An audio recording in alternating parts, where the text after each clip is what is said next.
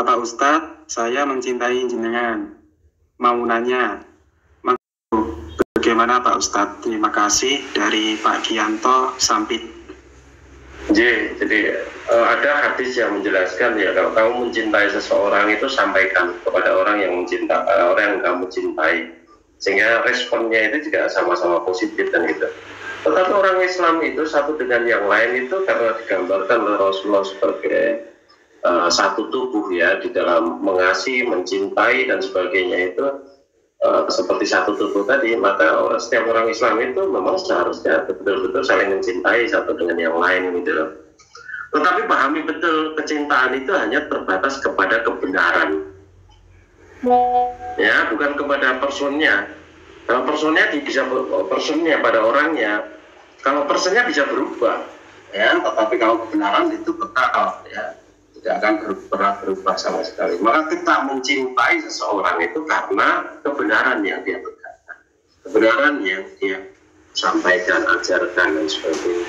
Kalau orang yang sama itu kemudian pada hari yang berbeda kemudian dia ternyata memperjuangkan kebatilan atau melanggar kebenaran dengan sengaja dan sebagainya, ya orang seperti itu tentu tidak akan kita cintai dan itu. Ya, kemudian tadi pertanyaannya, apa maksudnya Allah tidak merubah nasib seseorang itu, Ustaz? Oh iya. Jadi Allah tidak akan merubah nasib seseorang kecuali dia merubah apa yang ada pada dirinya sendiri. Inna Allah la yughayyiru ma yughayyiru biqaumin hatta yughayyiru ma bi anfusihim, dan itu. Sesungguhnya Allah tidak akan merubah nasib satu kaum ya sampai kaum itu merubah apa yang ada pada dirinya sendiri. Ya, artinya kalau satu kaum itu kemudian dilimpahi oleh Allah berbagai macam kenikmatan, termasuk kenikmatan iman, termasuk kemurahan rezeki, barokah dan rahmat Allah di dalam membimbingnya dan sebagainya itu, ya tentu saja karena keimanannya dan amal solehnya, maka Allah tidak akan merubah itu. Ya, tidak akan merubah itu, tetap akan dia pertahankan rahmat Allah kepada orang itu atau kaum itu, tetap akan dipertahankan sampai dia sendiri merubah apa yang ada pada dirinya. Apa yang ada pada dirinya itu apa? Ya akhlaknya, ya imannya tadi. Kalau dia melepaskan keimanan itu, ya, dia kemudian mengkontaminasi akhlaknya dengan berbagai macam kebatilan dan sebagainya, ya Allah sudah pasti akan merubah yang seperti itu. Yang tadinya dicintai oleh Allah menjadi dibenci oleh Allah, yang tadinya ditolong oleh Allah kemudian akhirnya dibiarkan sendiri oleh Allah, berusaha dan sebagainya tanpa pertolongannya dan sebagainya. Ya, nah kalau seseorang itu kemudian tidak mendapatkan pertolongan Allah, bagaimana dia bisa senantiasa berada di jalan yang lurus? Kan tidak bisa.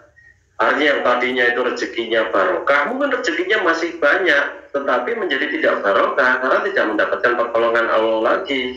Kalau rezekinya tadi itu kemudian tadinya itu halal, karena dia berubah menjadi dari orang yang beriman kemudian menjadi orang yang munafik, mungkin saja rezekinya kemudian bercampur antara halal dan haram, yang hasilnya tentu saja rezekinya menjadi haram dalam konteks itu. Dan itu kalau seseorang itu tadinya berwibawa, ya dihormati karena akhlaknya, karena kok berubah akhlaknya menjadi rusak, maka kemudian dia kehilangan penghormatan dari orang-orang yang berada di sekitarnya itu dan itu. Ya, nah oleh karena itu ketika kita berada pada posisi yang dicintai Allah, yang diridhoi oleh Allah, maka pertahankan itu dengan sebaik-baiknya. Ya, perlu punya power untuk mempertahankan posisi kedekatan kita kepada Allah. Perlu punya power yang sangat dahsyat juga untuk mempertahankan diri dalam kebaikan, menghadapi pengucilan, menghadapi permusuhan, menghadapi ghibah, fitnah yang melanda dan setiap saat. Orang munafik itu memang jelek, betul-betul jelek gitu loh. Sampai saya itu dikatakan ambisi kekuasaan dan sebagainya. Padahal saya itu 38 tahun di MTA itu tidak pernah menjadi ketua apapun, ketua kelompok, ketua ini juga tetap ngaji, tidak ada masalah gitu loh. Kok yang seperti itu disebarkan fitnah kemana-mana? Luar biasa itu. Nah, itu nanti akan sangat tagih di akhirat seperti itu. Saya tidak akan memaafkannya. Tapi itu. Kalau mau tagih itu total-totalan mengakhiratkan itu ya pada orang-orang yang seperti itu ya. 38 tahun di MTA masih senantiasa dipertanyakan dengan dihubung-hubung ke kalau Malades, padahal tidak ada hubungannya sama sekali dengan Malades, meskipun saya itu dulu itu dekat dengan Joko Wasono. Karena dia juga yang menyebabkan saya ngaji, karena akhlaknya dia yang baik itu yang menyebabkan saya tertarik untuk ngaji di majelis tafsir Al-Quran. Meskipun pada saat itu saya juga sudah ngaji di tempat lain gitu. Ya, yang ilmunya itu jauh lebih hebat, tetapi kebersamaannya kurang kan gitu. Saya memilih yang kebersamaannya bagus kan gitu, jauh lebih bagus kan gitu. Aneh sekali kan itu. Jadi 18 tahun kira-kira saya membantu Al-Ustadz Ahmad Sukino di pusat itu.